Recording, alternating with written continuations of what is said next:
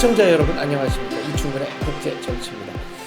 저희가 미국 대통령 시리즈를 쭉 해왔는데 네. 리처드 닉슨 편을 건너뛰었습니다. 사실은 건너뛴 게 아니고 녹화를 여름에 이제 해놓은 게 있는데 예, 맞아요.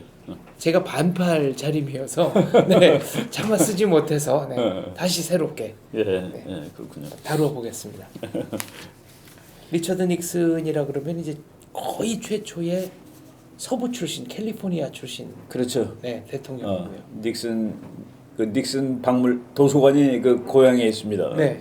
그 묘도 거기 이렇게 다 있고, 그 LA에서 약간 남쪽으로 가면 되죠. 네. 거기서 닉슨 닉슨 도서관하고 레이건 도서관하고 그렇게 거리가 멀지 않습니다. 네. 하나는 LA 위쪽에 있고 하나는 LA 남쪽에 있는데, 그 미국 역사상 닉슨 대통령이 가장 이 불명예스럽게 나온 사람이죠. 일단 사임을 했으니까. 워터게이트 사건. 워터게이트 사건으로 사임을 했고, 또 사임도 탄핵의 위기를 받아서 탄핵이 거의 통과될 것 같아가지고 탄핵 당하지 않고 그냥 나오는 게 낫겠다 해가지고 사임을 한 그 미국 역사에서는 조금 좀 불명예스러운 대통령으로 돼 있는데, 제가 그 미국 유학할 때 그 미국 외교 정책이라는 과목을 가르치는 교수님이 앞으로 그 역사가 지나면은 닉슨 대통령은 미국에서 가장 탁월한 대통령의 반열에 오를 것이다. 반드시 역사적 재평가를 받을 대통령이다. 그렇죠. 이런 얘기를 그리고 합니다. 특히 외교 정책에 관해서는 그 닉슨 대통령은 뭐 아주 가장 탁월한 대통령으로 남을 거다라고 이렇게 얘기를 하는 걸 들었습니다. 그리고 닉슨 대통령을 이 지적인 측면에서, 그러니까 미국 대통령이 뭐 여러 명 있는데 지적인 측면에서 대학 교수급을 훨씬 능가하는 그런 그 지식을 가진 사람으로 또 닉슨을 보더라고요. 뭐 이 사람이 하버드 대학을 나오고 뭐 그런 것은 아님에도 불구하고 가장 국제 정세라든가 이런 거를 가장 탁월하게 분석할 수 있는 능력을, 그 지적인 능력을 가진 사람이다라는 그런 그 호평을 받는 것을 봤습니다. 그럼에도 불구하고 이제 그 닉슨에 관한 그 뭐 여러 가지 책이 많은데 조금 좀 이렇게 그 속으로 우울한 사람이고, 그리고 좀 미국 대통령들이 전부 수수께끼에 쌓인 인물이 많은데 이 닉슨 대통령도 수수께끼에 많이 쌓여 있는, 그러니까 그 본질을 다 알기 어려운 뭐 그런 대통령으로 이제 치더라고요. 대한민국사와 관련해서는 부통령 시절에 그렇죠. 한국을 방문해서 이승만 대통령과 그러면 면담을 하고 회고록에도 기록을 남겼습니다. 닉슨 대통령은 아주 그 냉전 시대 때 냉전의 전사입니다. 그래서 반공주의 그 화신이라고도 얘기할 수 있고, 그 아이젠하워의 뭐 부통령을 오래 했는데 그때 그 이승만 대통령도 다 만나보고 이승만 대통령에 대해서 상당히 존경하는 그런 의미의 그 글을 남긴 바가 있습니다. 그래서 닉슨 대통령은 그 냉전을 이제 승리로 끌은 대통령이 되는데도 불구하고, 그리고 완전히 반공투사임에도 불구하고 중국하고 손을 잡은, 그러니까 중공이죠 그때는, 중공하고 친구가 될 수 있었던 그런 그 탁월한 놀라운 그런 그 외교 정책을 전개했던 대통령이 되고, 그리고 반공국가라고 해가지고 미국이 지원해줬던 월남을 그 헌시처럼 팽개치고, 그리고 월명이 통일하게 내버려둔 그런 대통령도 되고. 70년대 중반에 그렇죠. 그래서 숨가쁜 일들이네. 그래서 그 닉슨 대통령을 평가하는데 뭐 여러 가지 그 난감한 요인이 많습니다. 이 사람이 그 개인적으로는 그 케네디 대통령한테 이제 떨어져 가지고 반감이 많죠. 근데 케네디 대통령이 그러니까 소련하고 우주 경쟁을 하면서 달에 먼저 미국 사람을 달에 먼저 보내겠다고 그때 아마 격렬하게 비난을 했었습니다. 이 사람이 이 케네디 대통령을. 그런데 케네디 대통령이 그러니까 죽었지만은 닉슨 대통령일 때 첫 번째로 미국 인공위성이 달에 도착하는 거예요. 아폴로 11호가. 그때 그 아폴로 11호가 도착을 하는데 그 아폴로 11호의 그 착륙선을 존 F 케네디라고 그 과학자들이 명명을 했는데 그거를 이름을 독수리호라고 바꿔놓은 사람이 닉슨 대통령이에요. 왜 그랬습니까? 자기는 그렇게 반대했던 일인데 그렇게 반대했던 거가 이제 그 성공이 된 것이죠. 그래서 그 과학자들은 케네디 대통령을, 그러니까 이제 우주선에서 하나가 달에 내리는 착륙선이 따로 있었습니다. 그 착륙선을 케네디 대통령을 기념하느라 존 F 케네디호라고 지은 거를 그 독수리호로 바꿨습니다. 이글이라고. 68년 선거에서 공화당 후보로 마지막까지 경쟁했던 게 리처드 닉슨과 로널드 레이건 아닌가요? 공화당 후보, 네. 경선 후보로 그 제가 기억하기로는 정확하게 네, 로널드 레이건 레이건의 대통령이 그 패배 승복 연설이 맞아. 네, 나중에 로널드 레이건 네. 대통령이 그 대통령 경선에서 2번이나 밀렸습니다. 네. 그 포드한테 한번 밀리고 여기네요, 맞아. 네, 제럴드 포드한테 밀리고 네. 리처드 닉슨 얘기하면은 헨리 키신저 얘기 안 할 수 없습니다. 그렇죠. 닉슨하고 키신저의 관계가 나는 이 미국의 그 학자들이 그 이제 공부를 열심히 하고 좋은 책을 써놓으면은 그 책들을 정치가들이 읽고 찍습니다. 저 사람이 내 사람이구나 하고서. 네. 그래서 그 키신저 박사가 이제 하버드 대학의 아주 그 참 젊은 교수죠. 젊은 교수로 있을 때 1957년에 핵무기와 외교 정책이라는 네. 아주 그 명저입니다. 역사의 명저인데 Nuclear Weapons and Foreign Policy.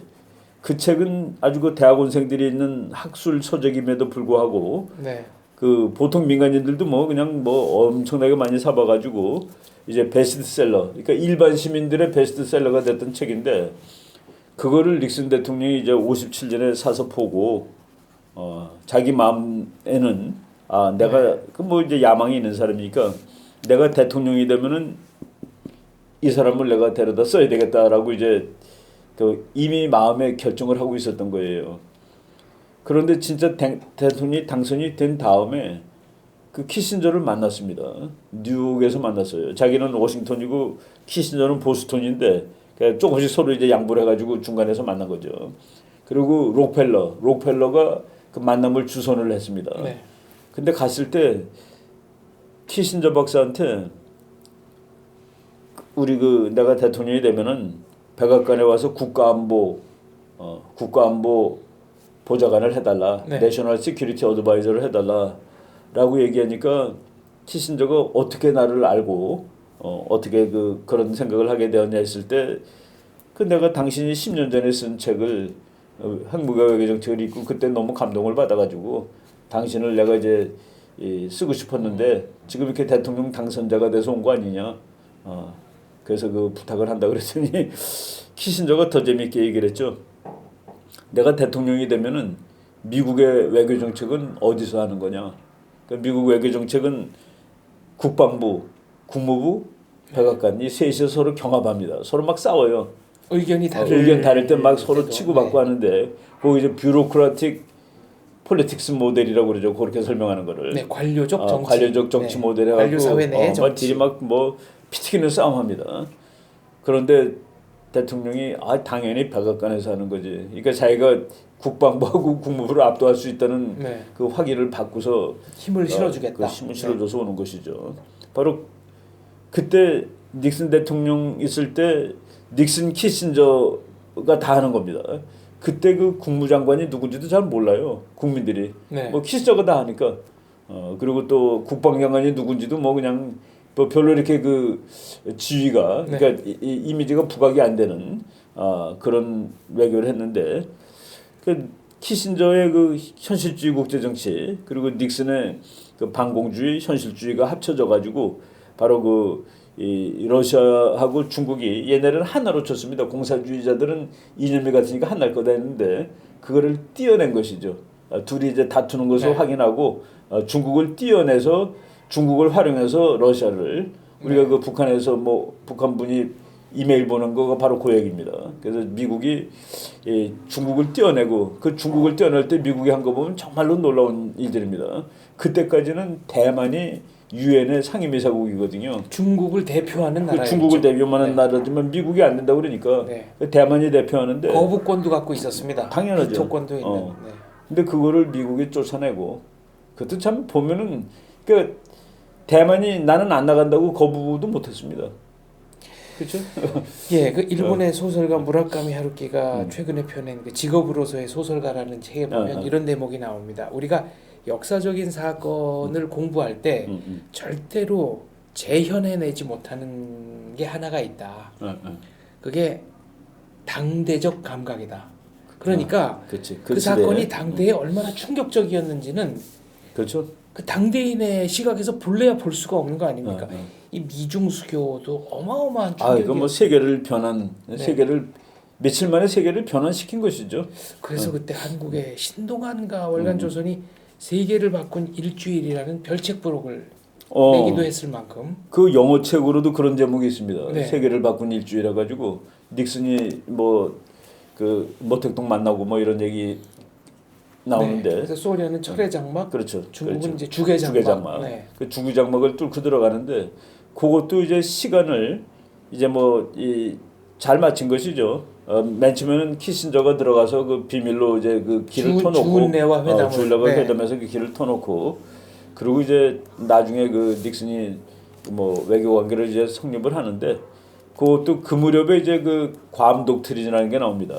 그 닉슨 독트린이라고도 얘기를 하고 구암섬에서 발표한 거예요. 네. 그것도 뭐냐면은 달에 갔다 오는 우주선 그 우주인들이 태평양에 이제 내렸는데 그 태평양에 내린 사람들을 그 미국 해군이 가서 이제 구조를 해가지고 이제 배에 싣는데 바로 그 배에서 그때 이제 환영을 하죠. 그 달에 갔다 오는 사람들을 환영하고 그리고 괌섬에 가서 이제 아시아 나라의 방위는 아시아인들이 맡아야 될 거다. 네. 지금 월남에 있는 미군을 빼겠다는 그 얘기입니다. 네. 아시아인의 방위는 아시아가 한다니까 월남에 있는 미군을 빼는데 월남만 뺄 수 없으니까 네. 한국에 있는 주한미군도 그때 7사단이 나갔죠. 그리고 근데 그거를 우리가 이제 나중에 어느 날 그 한번 세계지도 놓고 한번 설명을 할 기회가 있었으면 좋겠는데 네. 정말 기가 막힌 정책입니다.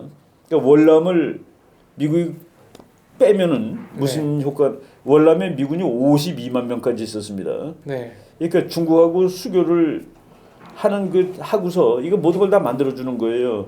그 미군이 52만 명이 중국에 바로 밑에 와 있는데 남쪽에 와 있는데 이거를 빼주면은 그러면 중국군이 도골치 아픈 적인 소련하고 대항하기 위해서 다 북만주로 올라갈 수 있는 겁니다. 네. 그리고 칠함대를 대만 해협에서 매일 왔다 갔다 하던 칠함대를 빼줍니다. 그리고 그 빼서 생긴 공백은 일본이 들어가서 메꾸게 하는 겁니다. 아시아인의 방위는 아시아인의 손으로 일본 너도 네 힘 좀 써. 그래서 일본이 이제 글로 들어갈 수 있으니까 일단 뭐 미국이 대만 해협 지키는 것만큼은 아니더라도 힘의 공백이 생기는 건 아니거든요. 근데 일본은 그때 조심스럽게 일본 해상 자유대는 오키나와 남쪽 1000km까지 1000해리까지 지킬 수 있는 권리가 있다라고 작전 이렇게 반경이 그렇게 선언하고 이제 들어가는 것이죠. 그리고 거기서 이제 무슨 또 국제 그 균형에 재미있는 일이 벌어지냐면은 중국군이 저쪽 그 만주에 그 만주로 올라간 것이 55개 사단이 만주에 가 있었습니다. 중국군. 네. 그러니까 시베리아에 중국군이 50몇 개 사단이 있으면 소련은 또 어떡합니까? 그래서 소련은 할 수 없이 유럽에 있는 그 소련 육군을 만주로 보내는 거예요. 그러니까 그렇지 않아도 유럽은 소련 육군 때문에 쩔쩔매고 있었는데 네. 그러니까 미국이 월남에서 빼주니까 전 세계가 균형이 다 이렇게 다시 균형화하더라 하는 그런 상황을 만들어낸 그 대전략가가 닉슨하고 키신저죠. 말하자면 말 하나가 움직이니까 연쇄적으로 다 움직여가지고 미국은 50만을 뺐는데 그 불리하던 균형이 전부 다 미국한테 다 불리하지 않은 상황으로 다 바뀌더라는. 미중 수교 때 정말 국제사회가 이렇게 냉혹하구나 하는 걸 다시 느꼈습니다. 뭐 그 일본은 닉슨 쇼크라고 그러죠. 우리나라도 그 쇼크의 결과가 저는 10월 유신이라고 봅니다. 뭐 완전히 이거 뭐 정신이 없는 거죠. 그러니까 유엔에서도 뭐 하루 아침에 중국 내쫓았고. 그러니까 대만 내쫓고 중국을 유엔 상임이사국으로 앉히니. 네. 그리고 미국과 대만이 바로 단교하고. 네. 그러니까 뭐 대만은 진짜 그 아직까지 살아있는 게 다행일 정도로 그러면서도 미국 국회에서는 대만을 죽이지 않는 그런 그 법적 조치는 했죠. 대만관계법이라고 해가지고 대만을 보호해주겠다라는. 대만 대표부로 그렇죠. 대사관이 격하게. 나라 깃발도 못 쓰게 하고. 네. 올림픽 때 대만은 깃발 못 갖고 가잖아요 지금. 네, IOC 회원기를 들고 들어갑니다. 그렇죠. 청천백일기. 청천백일기가 아니고. 네. 네. 워터게이트 사건으로 넘어가겠습니다. 그 전에 이제 아까 우주인 얘기하셨으니까 닐 암스트롱하고 또 그 나중에 저 부통령까지 나왔던 우주인 하나가 있는데 지금 이름이 그 사람이 있습니까? 네, 기억이 안 납니다만 후보로 나왔던 아무튼 그렇죠. 네, 전부 다 저 6.25 참전 용사입니다. 네, 직접 출격도 하고. 그렇군요. 요 며칠 전에 그 뭐 첫 번째 우주인은 그 죽었더라고요. 존 글렌. 존 글렌이 아마 나중에 정치도 하고 존 글렌은 그 오하이오주 상원의원을 오래 했습니다. 6.25 때 존 글렌이 해병대 장교로 왔었죠. 닐 암스트롱과 존 글렌이 다 오하이오주 출신인데 두 사람 다 6.25 참전 용사입니다. 그렇군요. 네. 한국과 인연이 만만치 않네요. 그렇죠. 한국 전쟁에 뭐 미군들 뭐 엄청 많이 왔었으니까. 네. 참고로 말씀드리자면은 그 메이저리그의 마지막 4할 타자라고 불리는 테드 윌리엄즈 6.25 때 역시 파일럿으로 참전했습니다. 그렇군요. 그게 아니었으면 더 위대한 선수가 되는 자, 워터게이트로 넘어가겠습니다. 워터게이트도 참 그 놀라운 사건인데 그 워싱턴에 가보면 워터게이트 호텔이 있습니다. 주상 복합 건물이죠. 호텔이 아니라 이제 워터게이트 빌딩이 있죠. 그 빌딩이 그게 이제 거기에 그 민주당 선거 본부가 있는데 거기에 그 공화당 모르겠어요. 이게 열렬분자들인지 하여간 들어가서 그 훔쳐 갖고 나온 겁니다. 그 전략 뭐 보고 뭐 이런 거를. 그런데 닉슨 대통령이 니네들 가서 훔쳐오라고 얘기는 안 했겠죠. 근데 이제 그거를 처음에 시인은 안 하고 아니다라고 막 이렇게 하다가 이렇게 그 솔직하지 못하다는 것 때문에 이게 죄가 커져가지고 결국은 뭐 쫓겨나게 돼 있는데 그때 그 밥 우드워드라는 그 젊은 기자입니다. 워싱턴 포스트 기자가 그 뚫고 들어간 거를 이제 찾아내고 그래서 이게 아주 큰 스캔들이 됐죠. 조그만 때 못 막은 겁니다. 여기서 선거 자료를 훔쳐온 게 문제가 됐다기보다는 그건 양측 진영에서 다 했으니까요. 대통령이 공개적으로 여러 번 거짓말을 했다는 거죠. 이게 문제가 그렇죠. 거짓말을 해서 이제 이 사건이 커진 건데 그래서 그 거짓말을 했을 때 이 닉슨 대통령이 아주 어려운 나날을 보내고 있으면서 각하다 이제 울면서 주먹으로 벽을 막 때립니다. 벽을 막 때리면서 이제 우는데. 자서전에 나옵니까? 측근의 기록이. 자서전이 아니라 그 In Search of Nixon이라는 닉슨의 심리를 분석한 책입니다. 제가 그 미국에서 그 Political Psychology 정치 심리학이라는 과목을 한번 들은 적이 있었는데 그때 그 닉슨 사례를 하면서 읽었던 조그만 책이에요. 거기 이제 주먹으로 벽을 막 때리면서 우는데 그 때리면서 하는 말이 너무 무서워요. 나는 지구를 다 깨버릴 수도 있는데라고 그러면서 벽을 칩니다. 미국 대통령이니까. 미국 대통령이 나는 지구를 다 깨버릴 수 있는 능력도 가졌는데 저런 쪼무레기 기자들 때문에 내가 이 고생을 하는구나는 그런 얘기죠. 그렇게 그 만약 그럴 때 국제 위기가 발생하면 전쟁으로 갈 확률이 확 높아지겠죠.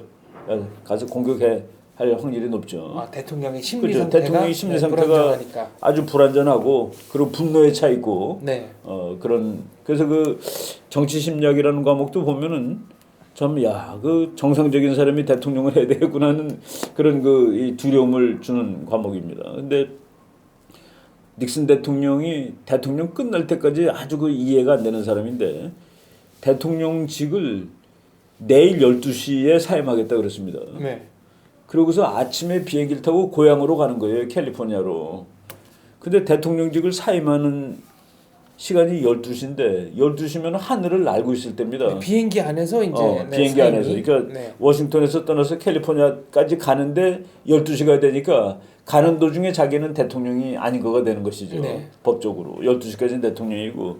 근데 그 미국 대통령들 옆에 007 가방 들고 뛰어다니는 007 가방 반드시 대통령 옆에 한 1m, 2m 이내에 들고 다니는 중령급 장교가 있습니다. 그게 이른바 핵무기 발사. 그게 이제 핵가방인데 그 영어로 이 암호명으로 풋볼이라고 합니다. 풋볼. 풋볼인데 그게 핵전쟁이 났을 때 그 암호를 푸는 코드 가방이에요. 그걸 열어서 그래서 이제 우리가 어떤 그 뭐 장교가 너무 스트레스가 너무 쌓여서 막 눌러가지고 미국 미사일이 막 소리로 나는데 그건 거짓말이에요. 이 코드를 풀어주지 않으면 눌러도 날아가지 않습니다. 그래서 마지막 그러니까 정말 전쟁이 날 때 마지막으로 그 코드를 풀기 위해서 열어야 되는 가방인데 우발적 발사라는 건 있을 수 없다. 우발적은 없어요. 근데 이제 그 가방을 그 핵 코드를 푸는 가방인데 그것만 가지고도 안 됩니다. 그 대통령이 항상 몸에 지니고 다니던 요만한 카드가 있어요. 네. 우리 뭐 전철 카드 비슷한 겁니다. 그거가 있어야지 또 그 가방을 또 열 수가 있는 거예요. 네. 그러니까 그 안전장치가 여러 개로 돼 있죠.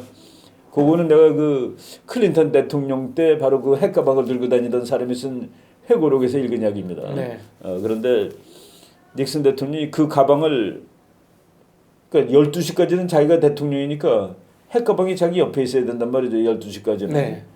어떻게 해요, 그럼? 부통령은 이제 포드가 대통령이 되는데 12시에. 네. 그 제럴드 사람은 포드. 백악관에 있고 현직 대통령은 지금 캘리포니아로 타고 가고 있고 그 가방 하나는 그럼 어디 있어야 되느냐? 그래서 그거를 닉슨 대통령이 비행기 실으라고 그런 겁니다. 명령을. 네.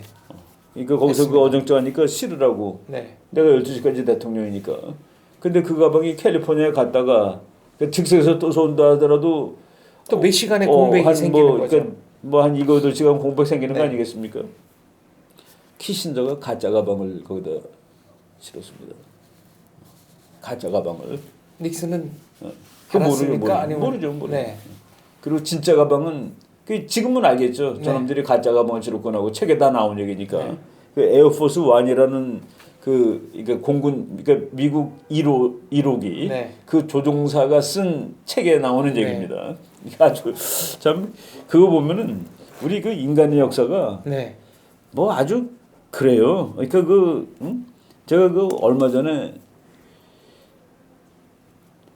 어떤 그 심리학 공부한 사람한테 들었는데 그 뭐 히틀러도 나오고 스탈린도 나오고 미국 대통령 몇 명 나오는데 네. 누가 가장 비정상적이냐 했는데 스탈린하고 미국 다른 사람들. 네. 히틀러가 아니래요. 아, 그 사람 미국 사람이 가장 미국은 이름이 기억나는데 미국 대통령이 한 사람이 스탈린이나 네. 히틀러보다 더 비정상인 거로 나오더라고요. 이해하기가 조금 그러니까 곤란한데요. 네. 그냥 선뜻 납득은 되지 않습니다. 그러니까 이해가 되지 않는데 그러니까 닉슨 대통령처럼 자기가 대통령을 관두는데 12시에 관두는데 비행기를 타고 가는 동안에 임기 끝나는데 거기 가방을 실으라는 거는 우리가 납득이 되는 건가요? 안 되는 거죠. 제럴드 포드 후임 대통령인데 미국 역사상 유일하게 선거 없이 대통령이 선거 없이 됐습니다. 대통령 되고 그러니까 그 부통령이 그 에그뉴 부통령이 그 독직 사건에 그 뭐 부패 때문에 네. 이제 물러나고 제럴드 포드가 그래서 이제 부통령이 된 겁니다. 그러니까 하원 의장이었다가 그렇죠. 에그뉴 부통령 독직 사건 때문에 이제 상원 의장으로 그렇죠. 가면서 그렇죠. 부통령직을 이제 이어받은 거고 부통령을 이어받은 거죠. 네. 포드가. 대통령까지 이제 승계를 했습니다. 근데 대통령을 관두니까 대통령까지 그러니까 선거 없이 대통령까지 올라가고 네, 유일한 경우입니다. 아직은 어. 미국 역사상. 뭐 유일무이죠. 그리고 이제 대통령에 나왔다가는 떨어지고 지미 카터한테 떨어졌죠. 그때 제럴드 포드가 그래도 레이건한테는 이겼습니다. 그 공화당 경선에서. 네. 근데 이제 제럴드 포드가 그 미시간 대학 축구 선수도 하고 그래가지고 그러면서 2차 대전 때 항공모함을 탔던 장교입니다. 네. 그래서 지금 이번에 새로 나온 미국의 항공모함 니미츠 클래스 다음 급이 제럴드 포드 클래스로 돼 있고 제럴드 포드 클래스의 1번 함이 제럴드 포드 호입니다. 제럴드 포드가 지미 카터에게 진 원인 가운데 하나로 대통령직 승계하자마자 리처드 닉슨을 사면한 거. 네. 요걸 들은 사람이 있습니다. 네. 그것도 뭐 이유가 됐을 거예요. 그래갖고 뭐 이분은 이제 지미 카터는 나와서 도덕을 부르짖었죠. 네. 그리고 왜 도덕에 정반대되는 쪽은 닉슨이니까 이 파탄된 대통령, 도덕을 무시한 대통령. 그 당대의 감각은 그랬습니다. 그렇죠. 그 당시의 분위기는 네. 그래서 조지아의 그 땅 공장수가 제일 아주 신선해 보이고 네. 그리고 그 사람이 또 아주 독실한 기독교고 그래서 그 뭐 닉슨 이후에 그 미국 분위기를 잡은 거죠 카터가. 제럴드 포드가 사면을 하면서 했던 얘기도 굉장히 인상적이지 않습니까? 뭔가 그건 역사적으로 누군가 이런 일을 해야 한다면 내가 자기가 하겠다는 내 역할을 마다하지 않겠다. 아주 상당히 남성적인 대통령이죠. 네. 제럴드 포드. 한국도 다녀간 적이 있습니다. 그렇죠. 네. 닉슨은 한국하고는 꽤 이렇게 그 관계가 좋은 대통령이고 그리고 하여간 닉슨 대통령이 쓴 글 같은 거 나중에라도 나온 거 보면은 역시 탁월한 사람입니다. 자기가 만나본 그 세계 정치가들에 관한 책들도 있고, 네. 그리고 자기가 그 여러 권을 썼어요. 그 대통령 관둔 다음에 그런 책들이 전부 그 이 전임 대통령으로서 후임 대통령한테 미국이 나가야 될 길, 그걸 아주 그 탁월하게 제시해준 그런 뭐 역할을 했던 사람입니다. 90세가 좀 넘어서 돌아가셨죠. 그 뭐 여생을 오래 사셨습니다. 레이건 대통령 때 소련이 무너집니다만 그 단초는 그 시발점은 리처드 닉슨 때다 이렇게 봐도 되겠습니다. 그렇죠. 그래서 지금 물론 이거 일이 그 소련이 완전히 무너진 거는 닉슨보다도 이 닉슨 다음에 그 부시 40일 때 네. 그때 이제 완전히 소련이 문을 닫았죠. 1980년대 후반 90년대 초. 90년대니까. 네. 그리고 레이건 대통령이 뭐 그 완전히 소련을 붕괴시키는 작업을 했는데 그때 그 미국 민주당 사람들은 그렇게 얘기를 했죠. 미국의 모든 대통령들이 전부 소련을 붕괴시키는데 다 일조를 했다. 네. 누구 한 사람의 특별한 작업이라기보다도 뭐 그런 얘기를 했는데 뭐 그래도 한 사람을 들려고 그러면은 레이건을 들어야 맞겠죠. 네. 네. 두 번째로 든다면 리처드 닉슨. 두 번째로 든다면은 뭐 닉슨 정도 들 수 있을 것 같아요. 네. 저희가 이제 월남전 얘기는 따로 좀 떼서 다루기로 하고 네. 리처드 닉슨이 역사적으로 반드시 재평가를 받을 것이다. 네.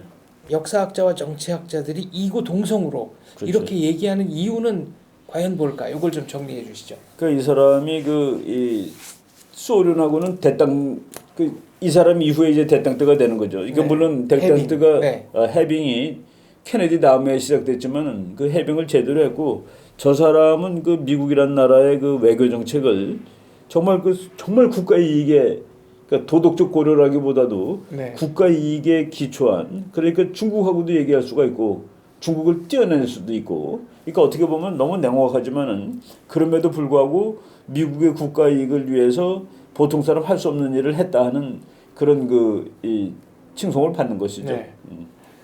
리처드 닉슨이 쓴 책에 보니까 자기는 동부의 정치 엘리트들로부터 일종의 그 서부 시골뜨기 취급을 받았다. 이런 대목이 나와서 제가 깜짝 놀랐습니다. 대학도 이렇게 명문대학도 아니고 네. 자기가 졸업한 학교가. 그런데 이제 지금 이분이 아무래도 좀 이 대통령에서 사임하고 나왔으니까 쓸쓸해요. 가서 네. 봤더니 너무 쓸쓸해. 기념관도. 기념관 제가 이제 가서 봤습니다. 제가 그 미국 대통령 연구 좀 하려고 여기저기 다니면서 그래서 레이건 대통령하고 이 닉슨 대통령은 뭐 같은 지역이기 때문에 자동차로 불과 한 뭐 2-3시간밖에 안 걸립니다. 미국 대통령 중에 스스로 스텝 다운한 경우는 리처드 닉슨이 유일합니다. 그렇죠. 네. 그래서 가서 보니까 같은 공화당 대통령이고 연배도 뭐 그렇게 확 차이가 나는 사람도 아닌데 네.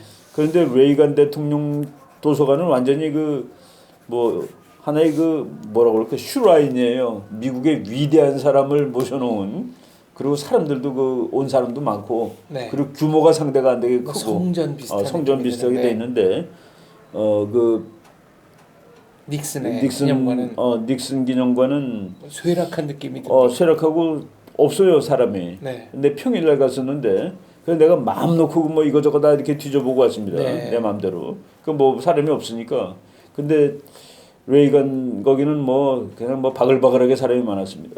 닉슨의 권력 의지와 관련해서는 보통 미국에서는 대통령 선거 나갔다가 본인이 떨어지면 그 다음에는 이제 정계 은퇴를 하는 게 이 사람은 관련돼 케네디에게 본선에서 지고 은퇴를 안 하고 재도전해서 결국 대통령이 됐습니다. 재도전하는 과정도 참 험악한 과정인데 이 케네디한테 떨어진 다음에 캘리포니아 주지사 나갔다 또 떨어졌습니다. 네. 그래서 낙선의 아이콘이라는 별명도 달갑지 않은 별명도 한때 근데 있었습니다. 결국은 대통령이 되고 그러니까 그냥 이 불굴의 의지를 보여준 네. 그런 대통령으로 이제 그런 정치가로서 뭐 이렇게 되죠. 미국 사람들 대통령 등수 매기는 거 엄청나게 좋아하는데 학자들이 뭐 전부 등수 매기고 그러는데 네.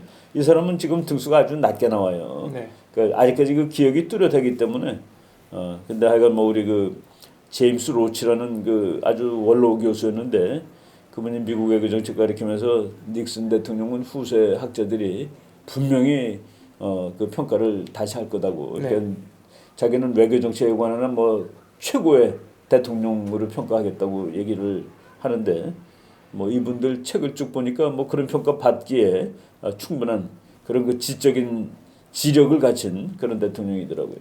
알겠습니다. 어떻게 보면 1970년대 이후부터 9.11 이전까지의 세계 질서는 리처드 닉슨과 헨리 키신저의 설계에 만든 따른 질서죠. 것이다. 그렇죠, 그렇죠. 이렇게 볼 수 있겠군요. 그렇죠. 그 질서가 9.11 때 이제 깨져나가는 거죠. 그럼- 9.11 이렇게 소련이 무너지는 과정에 여기 기여를 했으니까 네. 9.11이 될 때까지는 그 질서가 유지됐다고 볼 수도 있습니다. 알겠습니다. 그런 면에서 리처드 닉슨에 대한 재연구가 필요하다고 생각합니다. 말씀 감사합니다. 네네. 네. 베나TV 시청자 여러분 안녕하십니까? 베나TV는 정부기관 및 관련 단체의 후원을 받지 않습니다. 이유는 후원금을 받으면 후원기관이 출연 요청, 주제 선정 등 여러 종류의 청탁을 하기 때문입니다. 누군가가 베나TV의 제작에 관여한다면 이는 배우고 나누자는 저희의 취지를 침해하는 것이라 생각합니다. 그래서 베나TV는 정부기관 및 관련 단체의 후원을 받지 않습니다. 몇몇 시청자분들이 가끔 후원을 해주십니다만 그때마다 감사하면서도 죄송스럽습니다. 베나TV의 재정 상태를 개선하기 위해 시청자 여러분께 부탁 말씀 올립니다. 시청자 한 분이 한 달에 1,000원씩 후원해 주시는 111 캠페인을 시작하려고 합니다. 베나TV가 앞으로도 꾸준히 알찬 프로그램 만들 수 있도록 111 캠페인 많이 도와주세요. 감사합니다.